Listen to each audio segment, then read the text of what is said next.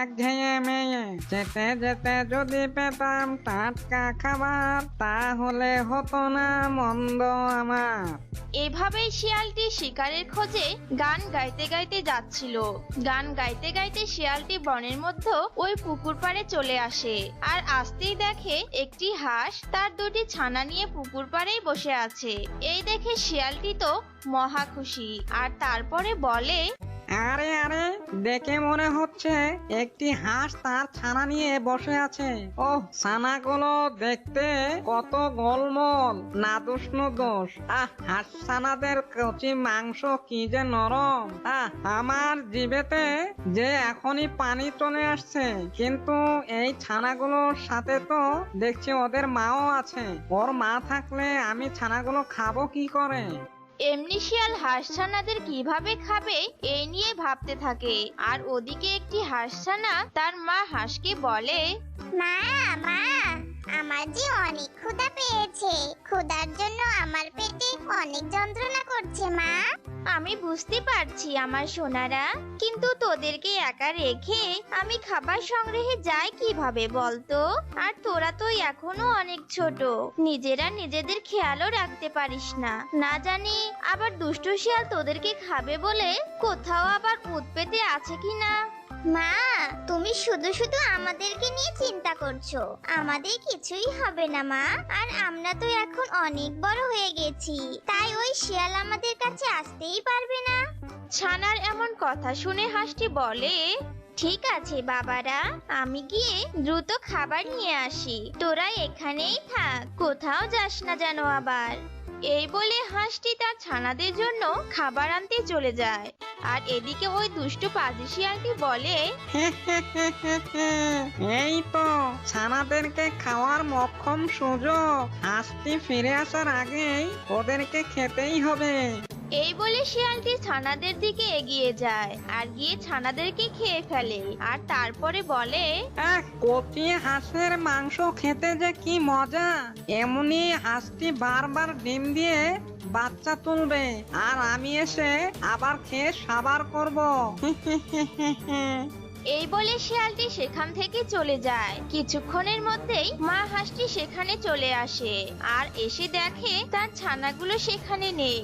এই দেখে হাঁসটি কান্নায় ফেটে পড়ে, আর কান্না করতে করতে বলে, এ কি, আমার ছানাগুলো কোথায়? কোথায় গেল আমার ছানাগুলো? হায় হায়, এ আমার কি সর্বনাশ হয়ে গেল! কে ধরে নিয়ে গেল আমার ছানাগুলোকে? এভাবেই কেটে যায় বেশ কিছুদিন। একদিন শিয়াল তার গুহাতে ঘুমিয়েছিল। হঠাৎ শিয়ালটির ক্ষুধা লেগে যায়, আর তখনই ক্ষুধার জন্য শিয়ালটি ঘুম ভেঙে যায়। আর তারপরে বলে, ক্ষুধার জ্বালায় যে শান্তি করে ঘুমাতেও পারছি না। দ্রুত যদি কিছু না খেতে পারি তাহলে যে আমি মরেই যাব। কিন্তু এত দ্রুত আমি খাবার পাই কোথায়? শিয়ালটি খাবার কোথা থেকে পাবে সে চিন্তায় মগ্ন হয়ে গেল। আর ঠিক তখনই শিয়ালটির ওই হাঁস ছানাদের খাওয়ার কথা মনে পড়ে যায়। আরে, ওই হাঁস ছানাদের খেয়েছি তো অনেকদিন হলো। এতদিনে মনে হয় ওই হাঁস আবার ডিম পেড়েছে, আর ডিম ফুটে মনে হয় বাচ্চাও বের হয়েছে। যাই, একবার গিয়ে হাঁসের বাড়ি থেকে ঘুরে আসি। এমনি ভাবে শিয়ালটি রওনা দেয় হাঁসের বাড়ির উদ্দেশ্যে। আর এদিকে হাঁসটি আরো দুটি ছানা ফুটিয়েছে, আর সেদিনের মতো আজকেও হাঁসটি খাবারের খোঁজে গিয়েছে। ঠিক তখনই শিয়ালটি সেখানে চলে আসে, আর এসে দেখে আজকে সেখানে শুধুমাত্র দুটো ছানাই রয়েছে। এই দেখে শিয়ালটি তো বড্ড খুশি হয়, আর খুশিতে বলে, বাহ বাহ, যেমন খোদা তেমনই খাবার। আজকে যে আমাকে একটুও অপেক্ষা করতে হলো না। এখন এদেরকে দ্রুত খেতে হবে, আমার পেট ঠান্ডা করতে হবে। শিয়ালের এমন কথা শুনে হাঁস ছানাগুলো অনেক ভয় পেয়ে যায়। আর তারপর একটি ছানা শিয়ালকে উদ্দেশ্য করে বলে, শিয়াল কাকু, তুমি আমাদেরকে খেও না, আমাদেরকে ছেড়ে দাও। আমার মা এসে আমাদেরকে না পেলে অনেক কষ্ট পাবে। তুমি আমাদেরকে খেও না। ওরে পুচকে ছানারা, তোদের না খেলে যে আমি মারা যাব, তাই তোদেরকে যে আমার খেতেই হবে। এই বলে শিয়াল ছানাগুলোকে খেতে শুরু করে। আর ঠিক তখনই সেখানে হাঁসটি চলে আসে আর এসে দেখে শিয়াল তার ছানা দুটোকে খেয়ে ফেলেছে। এই দেখে হাঁসটি কান্না করতে করতে বলে, দুষ্ট শিয়াল, তাহলে তুই আমার ছানাগুলোকে এইভাবে খেয়ে নিস? এই যে দেখছি হাঁস, আরে আমি এর আগেও তোর ছানাগুলোকে খেয়েছিলাম আর আজকেও তোর ছানাগুলোকে আমি খেয়েছি। তোর ছানাগুলো খেতে না অনেক স্বাদ। কেমন ছানা যদি প্রতিদিন পেতাম। আচ্ছা শোন, তুই আবার দুটো ডিম পেড়ে বাচ্চা ফোটা আর আমি আবার তোর বাচ্চাগুলোকে খেতে আসবো। এই বলে শিয়ালটি সেখান থেকে চলে যায় আর এদিকে হাঁসটি কান্না করতেই থাকে। এরপর হাঁসটি বলে, আমি তো ছোট্ট একটা হাঁস, ওই শিয়ালের সাথে তো আমি আর পারবো না। তাই আমার পরবর্তী সন্তানদেরকে বাঁচাতে হলে এই জঙ্গল ছেড়ে আমাকে অনেক দূরে চলে যেতে হবে। এই বলে হাঁসটি মনের দুঃখে সেখান থেকে রওনা দেয়। আর যেতে যেতে হাঁসটি জঙ্গলের অনেক গভীরে চলে আসে। অনেক দূরেই তো চলে আসলাম, হাঁটার মতো তো আর শক্তিও পাচ্ছি না। যাই, ওই গাছটির নিচে গিয়ে একটু বিশ্রাম নেই। এই বলে হাঁসটি সামনের গাছটির দিকে এগিয়ে যায় বিশ্রাম নেওয়ার জন্য।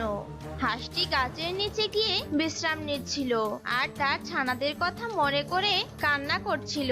হঠাৎ তখনই সেখানে একটি সাধু পাখির আগমন ঘটে। সাধু পাখিকে দেখে হাঁসটি অনেক ভয় পেয়ে যায়। এমন সময় সাধু পাখিটি বলে ওঠে, ভয় পেও না, আমি হিংটিং। যারা অসহায় তাদের আমি সাহায্য করি। এখন বলো তো, তোমার কি হয়েছে? তোমার এত কষ্ট কিসের? আর তুমি এখানে কাঁদছই বা কেন?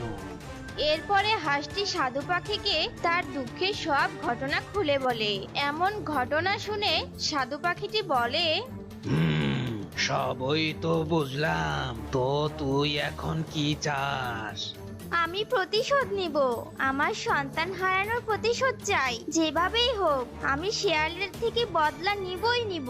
ওই ব্যাটা খারাপ শিয়াল দুবার আমার ছানাদেরকে খেয়ে ফেলেছে। আমি কিছুতেই ওই দুষ্টু পাজি শিয়ালকে ছাড়বো না।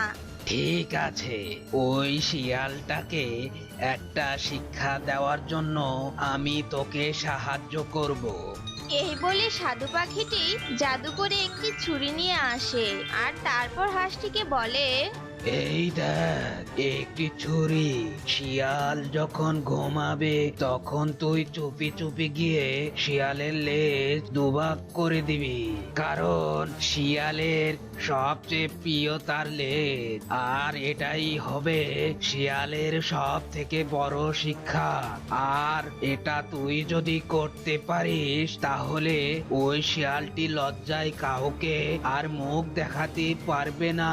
আর তখন বজ্জাত শিয়ালটি এই জঙ্গল ছেড়ে পালাবে আর তোরাও খুব শান্তিতে থাকতে পারবি। ঠিক আছে, আমি তাহলে এই কাজটাই করব।